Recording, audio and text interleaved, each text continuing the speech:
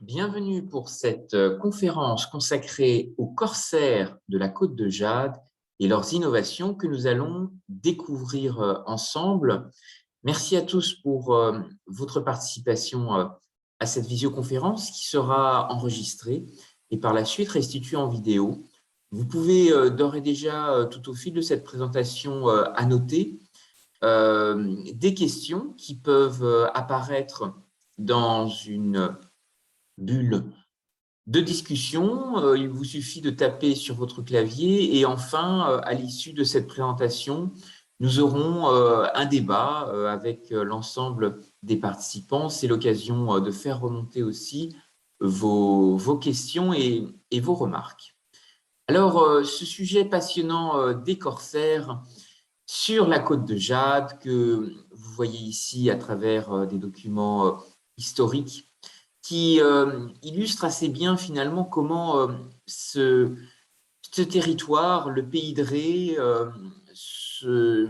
sa partie franche, son trait de côte, la partie du littoral et puis également son arrière-pays, a énormément évolué, a fortement constitué un territoire ouvert, né de la mer, adossé à des marais, puisque vous savez que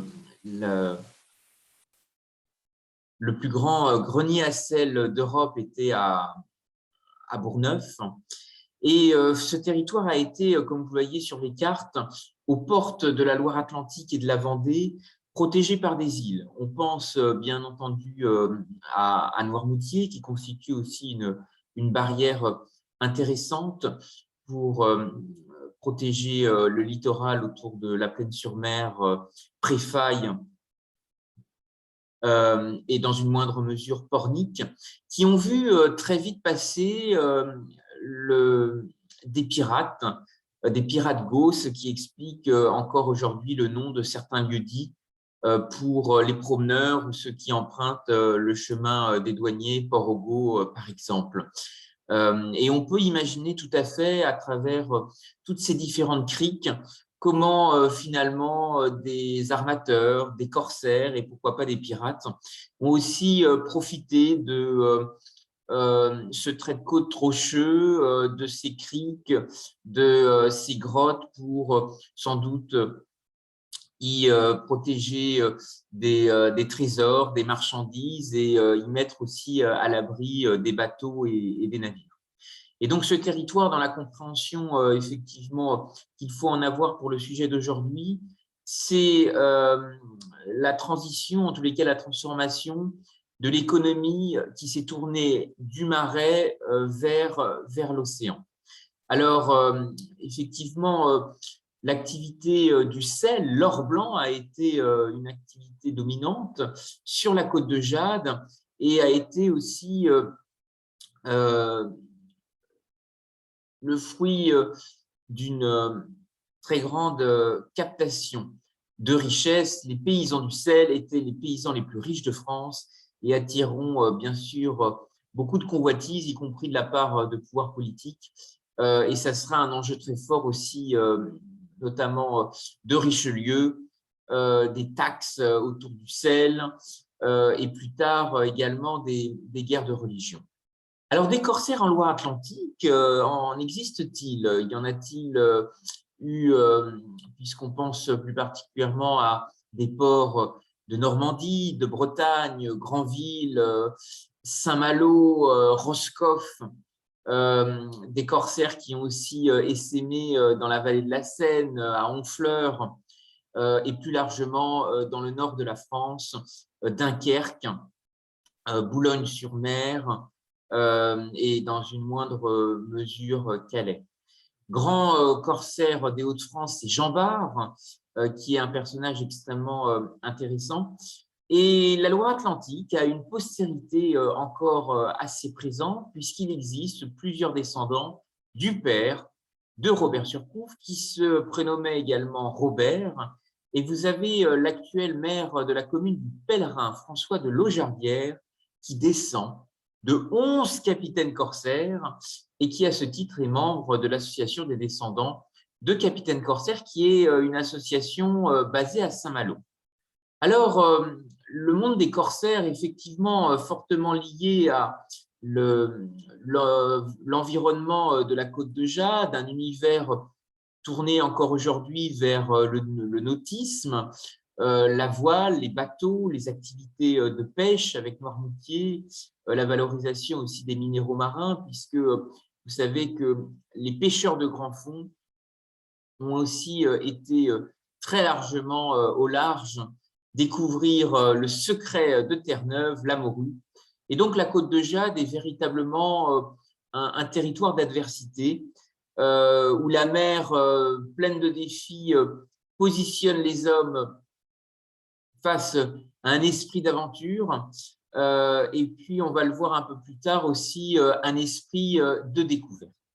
Cette conférence a été aussi préparée grâce à l'aide, et je voudrais remercier le rôle joué par un journal local, le Courrier du Pays de Ré, qui a lancé un appel à témoignages dans ses colonnes, appel à témoignages qui date du 11 septembre 2020 et qui a été l'occasion de lancer un appel autour de traces historiques sur les corsaires du Pays de Ré. Et nous allons voir effectivement quelles étaient les personnalités qui ont occupé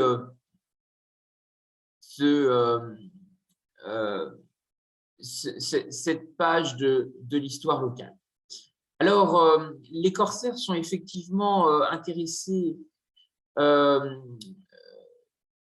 un carrefour qui est très particulier sur l'arc atlantique, qui est le carrefour de l'or blanc, le sel, qui est une très grande richesse et qui va amener effectivement des corsaires à suivre et à particulièrement participer à escorter des marines marchandes, participer aussi au ravitaillement de navires.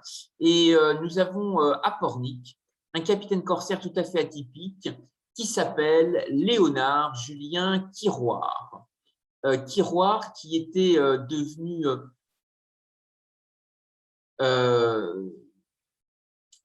maire de Pornic, et le pays de Ré a connu aussi de nombreux corsaires sur d'abord les traces de Julien Bollon, Mathurin Joubert ou encore le capitaine Hiron pour le XVIIe et XVIIIe siècle, sans oublier la plus célèbre, car c'est une femme, Jeanne de Belleville, au XIVe siècle. Alors, la nouvelle maison de l'histoire à la Bernerie-en-Retz a énormément aussi de ressources documentaires, si certains d'entre vous souhaitent découvrir l'histoire riche et passionnante des corsaires du Pays de Ré. Je vous propose de vous arrêter sur l'un des plus célèbres, qui a été maire de Pornic et qui a été capitaine d'un trois-mâts, la Confiance, qui était un navire de 300 tonneaux. La Confiance, qui était aussi un nom d'un autre armement qui a été monté par Surcouf. Et ce navire, La Confiance, ici à Pornic, a été construit sur les chantiers de la Fosse à Nantes. Vous connaissez sans doute le quai de la Fosse, en vue d'une activité de course pour le compte d'un grand armateur nantais qui est à l'époque Félix Cossin.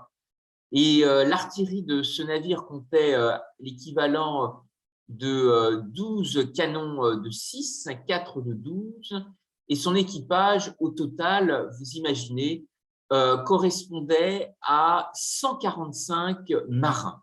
Ce qui vous montre l'ampleur de ces expéditions maritimes, du rôle qu'elles vont jouer et des fortunes qu'elles vont susciter. Alors, un petit mot autour de Félix Cossin, l'armateur qui sera aussi lié à Surcouf et qui va notamment confier à ce grand corsaire malouin le commandement à Nantes d'un bateau qui s'appellera la Clarisse. Direction à l'époque la route des épices. Vous voyez que finalement, Pornic alors, avait ouvert des routes transatlantiques vers Terre-Neuve, vers Saint-Pierre-et-Miquelon. Les pêcheurs de grands fonds vendéens avaient l'habitude d'aller jusqu'au large de l'Atlantique Nord pour aller pêcher la baleine. Eh bien, les corsaires vont aussi s'ouvrir aux routes des mers du Sud et aller très largement vers les routes de l'océan Indien, s'intéresser aux épices, à la vanille, au clou de girofle, à la route maritime du café. On va le voir aussi un tout petit peu plus loin. Et l'originalité de l'aventure de la Clarisse, confiée à Surcouf par l'armateur Félix Cossin, qui avait des liens également avec des corsaires de Pornic, eh bien, les prises de cette expédition vont être confisquées. Mais une intervention du Conseil des 500, sorte d'assemblée sous le Directoire, va faire basculer l'issue de cette affaire. Alors, vous avez ici des traces du mémoire qui a été réalisé justement par Félix Cossin pour rédiger et notamment défendre les prises qui avaient été capturées à l'époque par Surcouf. Alors, la famille Cossin est une grande famille de capitaines d'industrie. Elle représente à la fois l'une des plus grandes fortunes de Nantes, avec la possession à Carquefou du château de Maubreuil, qui comprenait à peu près 6 métairies, et puis des bâtiments importants à Boisbriand, à Doulon, qui est cette ancienne commune annexée à Nantes. Et le fils de Félix Cossin deviendra maire de Carquefou, commune de Loire-Atlantique, et sera également député de ce département dans une circonscription qui a vu aussi passer beaucoup d'échanges et a été stimulée par un grand passé maritime qui sera Paimboeuf. Et parmi les enfants du grand-père, un des garçons épousera une famille, une princesse de la famille Murat, et la fille Clémentine Cossin de Chaulnes donnera naissance au futur inventeur de la voiture de Dion-Bouton, puisqu'elle était l'épouse d'Albert Guillaume de Dion-Vendôme. Alors, quelle a été effectivement l'issue de cette confiscation de prises? Robert Surcouf menait, vous savez, beaucoup de combats de son propre chef et parfois sans autorisation officielle. On va y revenir dessus, et effectivement, les corsaires exercent une activité qui est encadrée par une lettre de course. Et sur sa route vers l'océan Indien, Surcouf avait modifié l'itinéraire prévu et va se faire effectivement arrêter à son arrivée au port de l'Île-de-France, où on lui sommera de contacter le tribunal de commerce, ayant eu vent de plusieurs escarmouches qui se sont produites. Et en raison des actions menées par Surcouf non couvertes par une lettre de marque, eh bien, une décision sera prise de confisquer les prises, et Surcouf et l'armateur seront alors spoliés et la somme restera dans les mains des autorités. Alors, une médiation du Conseil des 500 sera entreprise et Surcouf et l'armateur saisiront cette assemblée sur le Directoire, qui mettra un certain temps pour arbitrer, mais un an plus tard, le Conseil rendra un verdict sous forme de décret, et la décision prise par les responsables de l'Île-de-France sera considérée comme inappropriée, et Surcouf, comme son armateur, blanchis et seront dédommagés avec 1 700 000 livres pour cela.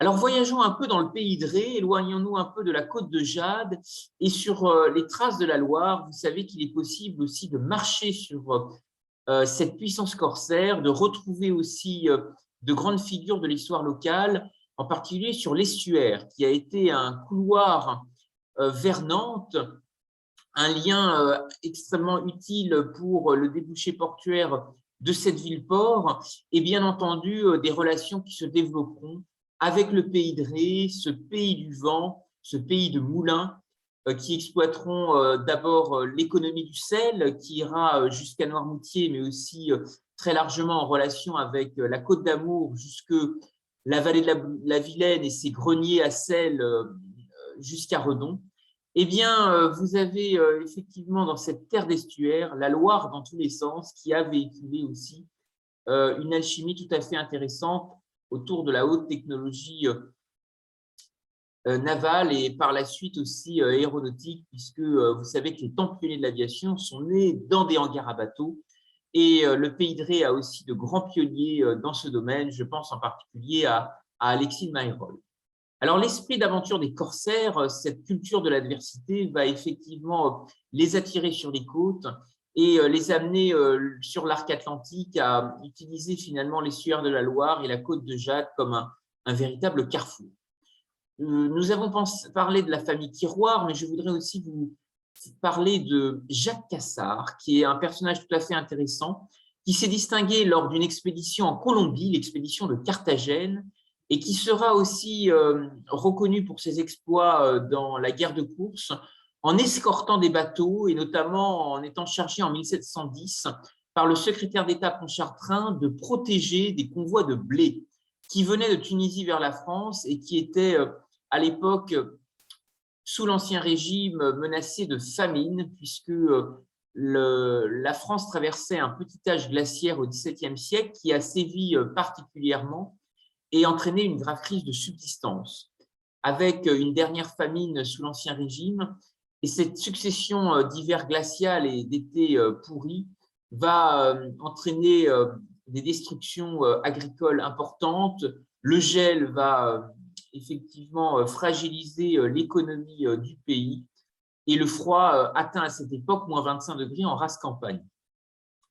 Il gèle dans les chaumières et donc cet approvisionnement en blé était tout à fait stratégique.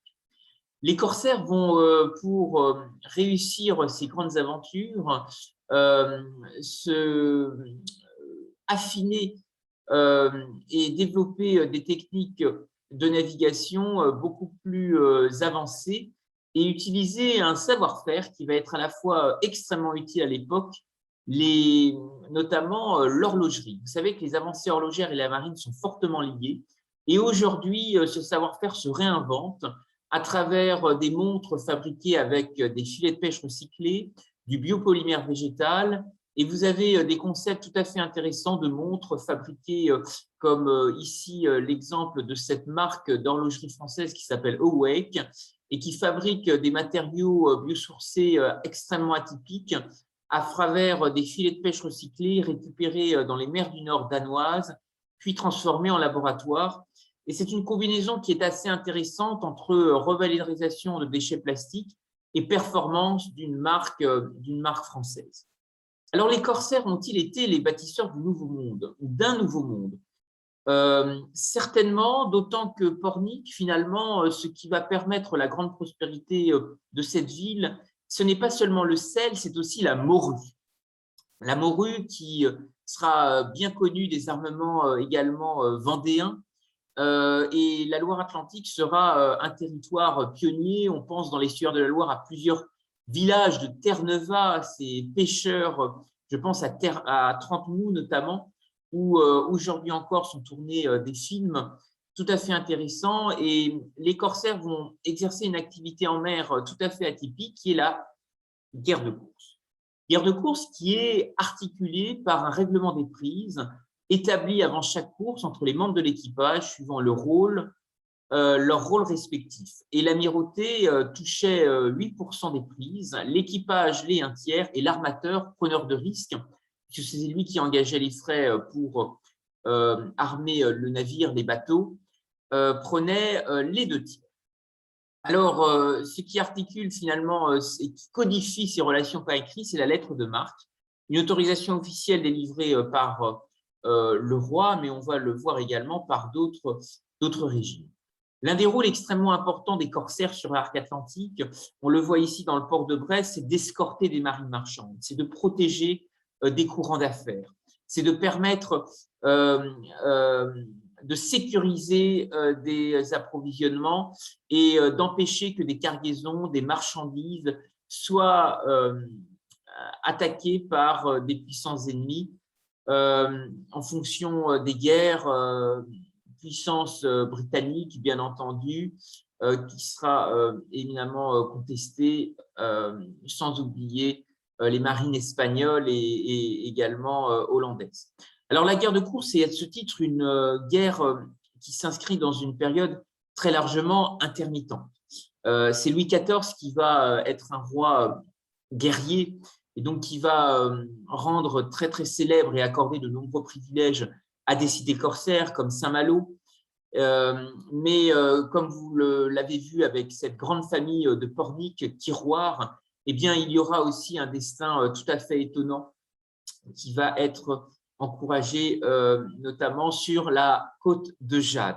Vous voyez ici l'ensemble des guerres où finalement va s'exercer cette guerre de course d'Henri IV à Napoléon Ier, ce qui montre effectivement l'extraordinaire diversité des conflits qui amènera à compléter finalement la marine de guerre par cette puissance corsaire qui sera tout à fait utile pendant la guerre de 7 ans, la guerre de succession d'Espagne, la guerre de succession d'Autriche, les guerres de la Révolution et les guerres de l'Empire pour la fin de cet âge d'or corsaire. Alors, Surcouf, ce grand personnage est intéressant parce qu'il y a un quai Surcouf que vous pouvez redécouvrir en Loire-Atlantique sur le dernier port d'échouage sur la Loire qui est situé à Rozé, le quai de Trempenou, et qui porte un nom. Il y avait aussi un quai Jean Bart qui a été rebaptisé en 1918 à l'effigie du nom d'un résistant. Et Jean Bart de Dunkerque comme Surcouf de Saint-Malo vont aussi largement essaimés avec des bateaux et des embarcations rapides. Et ce quai Surcouf à Nantes est intéressant parce qu'il rappelle aussi le quai de Deux Frères. Si le corsaire Robert Surcouf était le plus connu, son frère Nicolas Surcouf a eu aussi l'esprit audacieux de reconvertir des navires pour les destiner à d'autres activités en utilisant des filets de pêche recyclés en direction de Terre-Neuve et du Nouveau Monde.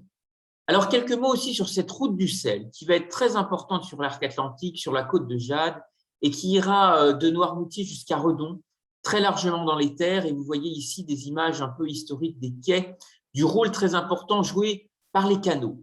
Les canaux qui permettent de relier aussi l'arrière-pays. Ici, vous avez l'exemple du port de Luçon, un axe stratégique très important, notamment vis-à-vis de La Rochelle. Et finalement, ce commerce fluvio-maritime va être très important.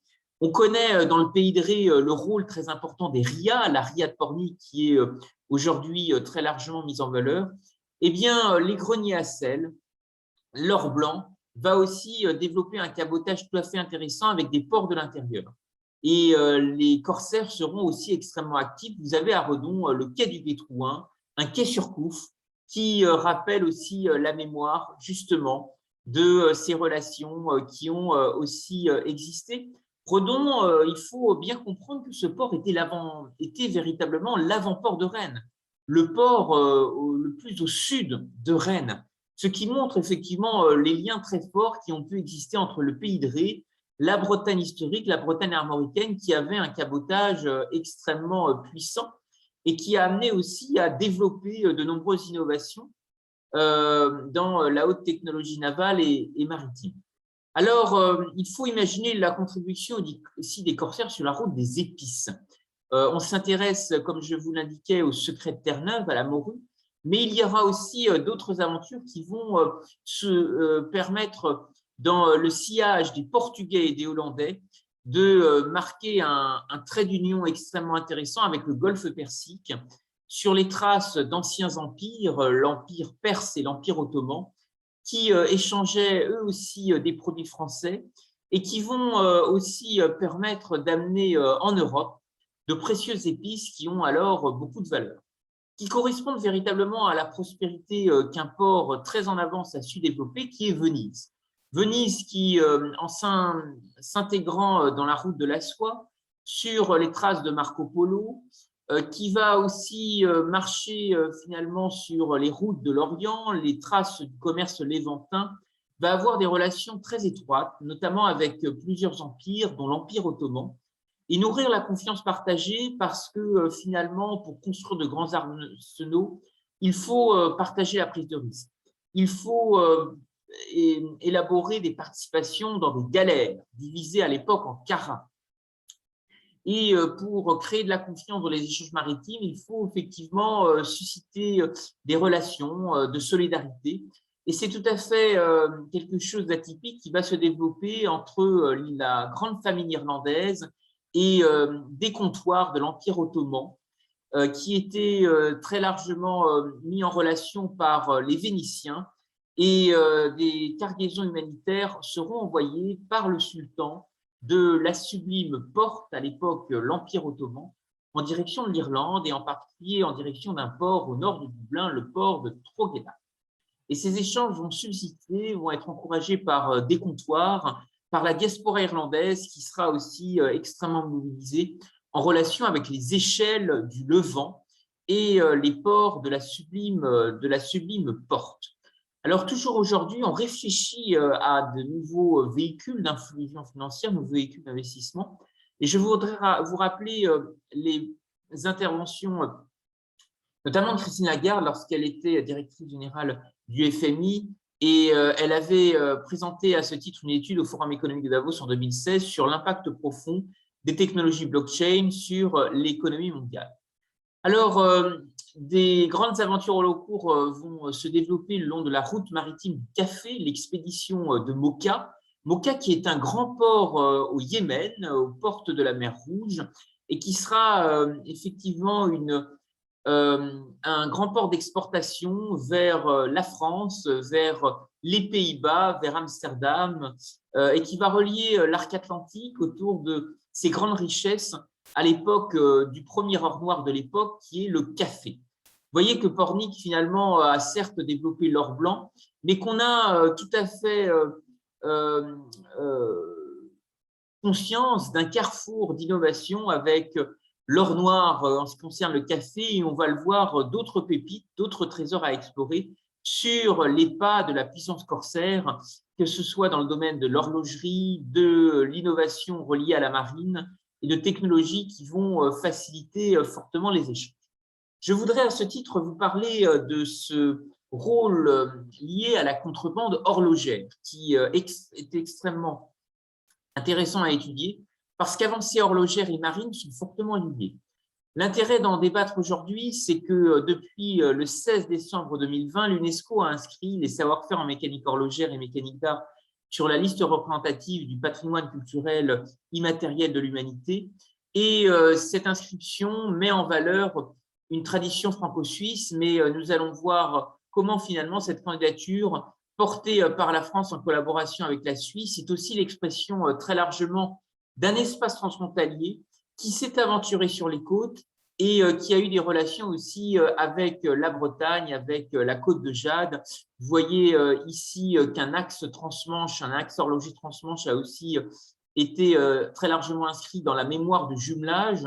Ici, vous avez l'exemple de Rennes et Exeter qui avaient mis en valeur 4 horloges, les 2 astronomies des 2 villes et celles des 2 gares en mouvement.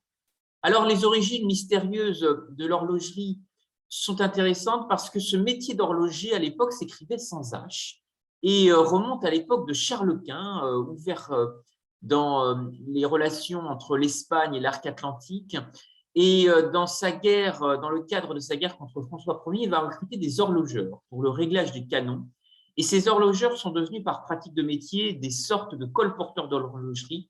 Ils passaient de maison en maison et prenaient les commandes de montres ou d'horloges. Alors, ce savoir-faire horloger s'est aventuré sur la mer. On va le voir comment avec les corsaires de la côte de Jade. D'abord, vous dire que Louis XIII et Louis XIV vont, sur un plan géopolitique, reprendre la Franche-Comté à l'Espagne et beaucoup de taxes et de dîmes vont être mis en place, ce qui va finalement modifier en profondeur l'activité horlogère et traduire une contrebande de compétences et de connaissances qui va notamment se développer de l'autre côté de la frontière en Suisse.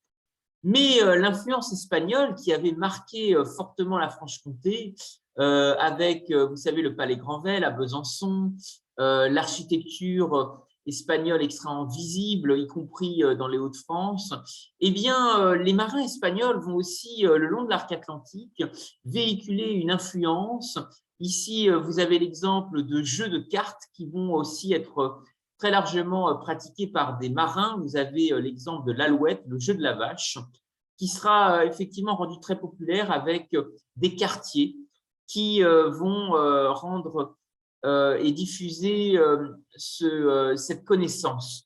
D'autres avancées qui sont celles-ci des avancées techniques vont être aussi véhiculées grâce à l'horlogerie, influence et son influence aussi qui vient de Charles Quint, influence espagnole, et des horlogers qui maîtrisaient la gravure des platines en laiton ont pu être chargés de la fabrication d'instruments de pointage ou de calcul, comme les équerres de fil à plomb ou les compas de proportion de Galilée, permettant toutes sortes de calculs et qui comportaient bien souvent des échelles destinées à un usage en horlogerie. L'horlogerie, les avancées horlogères vont permettre aussi de stimuler la haute technologie navale en relation avec d'autres univers. Je pense à l'univers de la verrerie, parce que les techniques d'accastillage ont aussi besoin de faire évoluer l'optique en mer, le prisme des jumelles et de compas intégrés, et bien entendu, des villes-ports, des cités corsaires vont permettre de renforcer ces connaissances. Je me suis moi-même intéressé à ce sujet, ayant un arrière-grand-père horloger qui avait connu d'abord une première histoire dans l'emplacement historique que vous voyez ici en photo, une bijouterie-horlogerie qui était située dans la baie du Mont-Saint-Michel, dans la grande rue des Stuarts, et qui va développer une véritable passion pour l'innovation, pour défricher, inventer et créer. Et si j'avais à résumer en une phrase cette culture de l'innovation, eh bien, je la résumerai ainsi: l'horlogerie a besoin d'OPA, oser, préparer et anticiper l'avenir. Alors, cette bijouterie-horlogerie va jouer un rôle très particulier. Elle va s'intéresser à l'extraction de minéraux marins et utiliser des micro-techniques d'horlogerie pour briser des coquillages et les utiliser comme molécules d'intérêt pour la nutrition, pour développer des relations extrêmement intéressantes dans le monde de la recherche. Et vous avez ici l'exemple d'un bateau dont s'étaient rendus acquéreurs les industries Probiomère en baie du Mont-Saint-Michel, qui iront au large de Chausey, mais aussi à Jersey, à Césarée, l'ancien nom antique de Jersey, et iront justement le long de ces îles capter des richesses de la mer sur les traces de l'itinéraire d'Antonin. Alors, des corsaires ont aussi bénéficié des apports ultramarins, apports insulaires, et une île en particulier au large de cette mer celtique de l'Atlantique Nord, l'île d'Émeraude, c'est l'Irlande qui va aussi amener son lot de réfugiés, d'exilés irlandais jacobites qui viendront peupler aussi des villes-ports et apporter des connaissances dans le commerce, dans la marine, tout à fait intéressantes. Il y a des protestants qui sont aussi encore implantés du côté de Préfaille. Eh bien, Jean Bart va aussi, à Dunkerque, bénéficier de l'afflux de ces réfugiés jacobites qui amèneront leur connaissance des mers du globe, de la Caraïbe, et qui permettront de croiser des filières pour innover demain à travers la Manche, l'océan Atlantique, mais aussi très largement la Méditerranée. Et donc, les îles vont jouer aussi un rôle tout à fait intéressant. Et la Côte de Jade, en relation avec Noirmoutier, a été bien entendu un axe d'innovation, un axe d'échange. Il y a peut-être une formule que j'aime bien illustrer et qui nous invite peut-être à réfléchir au rôle que pourrait occuper demain l'économie bleue sur l'agglomération de Pornic et du Pays de Ré. C'est comment finalement les corsaires et nous pouvons nous-mêmes redevenir demain des travailleurs de la mer. C'est une formule qui appartient à Victor Hugo dans l'une de ses œuvres qu'il a créée avec beaucoup d'imagination littéraire lors de son exil dans une île à Guernesey. Eh bien, il mériterait peut-être d'être valorisé autour de ce grand passé corsaire, un parcours de l'horlogerie à l'image d'un souvenir rapporté d'un voyage ancien.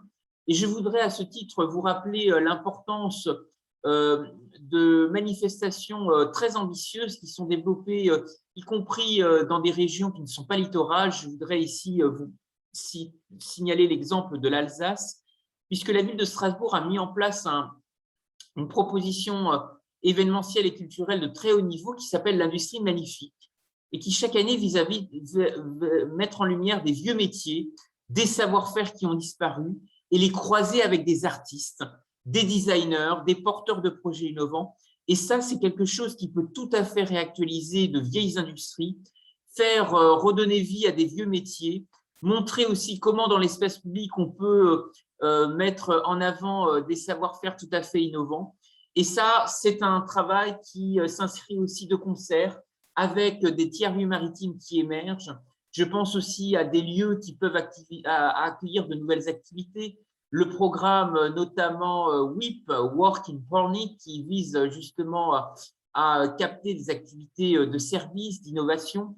Et cet esprit de tiers-lieu maritime encourage aussi des villes à se recréer. Ici, vous avez l'exemple de la ville au seaport, la ville de Lorient, qui a, à travers ses fonctions militaires, de commerce, de pêche, est en capacité aussi finalement d'encourager des synergies et de l'intelligence croisée, qui elle aussi finalement a sa place dans de grandes capitales européennes. Ici, vous voyez un vaisseau de proue qui est le siège de la fondation Vuitton LVMH.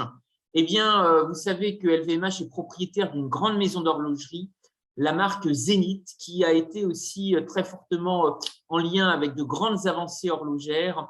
Et ce vaisseau de proue, à la croisée de l'avenue du Mahatma Gandhi et du Jardin d'Alimentation à Paris, nous invite peut-être à être, pour reprendre la formule, des travailleurs de la mer et nous intéresser aussi au mouvement des sciences, au rôle qu'avaient consacré les encyclopédistes dans la relation entre les techniques et la connaissance des mers et des océans.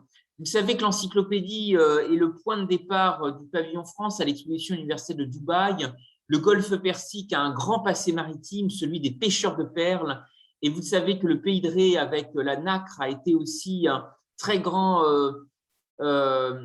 pourvoyeur d'artisanat, de bijoux, de grands savoir-faire. Eh bien, le pavillon Lumière à l'exposition universelle de Dubaï, qui représentera la France, aura un espace consacré à un lieu qui mettra en valeur l'un des projets les plus emblématiques du siècle des Lumières, qui est l'encyclopédie de Diderot et d'Alembert, dictionnaire raisonné des sciences, des arts et des métiers. Eh bien, c'est intéressant de voir comment, effectivement, des philosophes se sont intéressés aussi aux corsaires, aux grandes avancées maritimes et horlogères, et les ont aussi reliés, mis en relation, parce que Voltaire avait aussi beaucoup écrit sur les exploits maritimes de ces Français, de ces hommes entreprenants, qui, je cite, auraient langui inconnus dans leur patrie, et se placent et s'élèvent d'eux-mêmes dans ces pays lointains où l'industrie est rare et nécessaire. Les Mahé de la Bourdonnais, les Duquesne, les Barres, les Duguay-Trouin, ces Français, ces dynasties corsaires capables de faire beaucoup avec peu, aussi intelligents dans le commerce et la marine. Alors, ce lien avec la mer est aussi intéressant en 2021 parce que nous célébrons le tricentenaire des lettres persanes de Montesquieu. Et vous savez, les corsaires avaient aussi un lien extrêmement fort avec les métiers de la mer, les métiers du bois. Et Montesquieu a pris beaucoup la défense des cordiers.